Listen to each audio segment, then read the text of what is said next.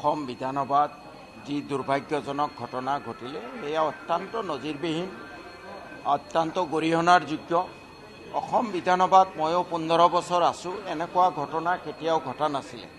ভৱিষ্যতে যাতে এনেকুৱা ঘটনা নঘটে তাৰ কাৰণে আজি অধ্যক্ষ মহোদয়ে দৃষ্টান্তমূলক শাস্তি বিহিব লাগিছিলে, কিন্তু তাৰ পৰিৱৰ্তে আমি দেখা গ'লো অতি লঘু শাস্তি, ৱাৰ্ণিং, সাধাৰণ সাৱধানবাণী দিয়ে তেওঁ দায়িত্ব সামৰিব খুজিছে।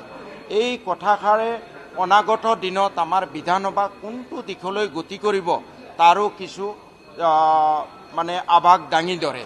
আমি বিচাৰোঁ আমাৰ বিধানসভাৰ যি কাৰ্য প্ৰণালী এটা আদৰ্শ হৈ থাকক, বিহাৰ বা অন্য ৰাজ্যৰ ৰাজনীতিৰ দৰে অভদ্ৰামী আমাৰ বিধানসভাত নহওক। আৰু সেইকাৰণে আমি বিচাৰিছোঁ অধ্যক্ষ মহোদয়ে ৰূপজ্যোতি কুৰ্মীক অকল এই অধিৱেশন নহয়, গোটেই বছৰটোৰ কাৰণে নিলম্বন কৰি এটা দৃষ্টান্ত দাঙি ধৰক।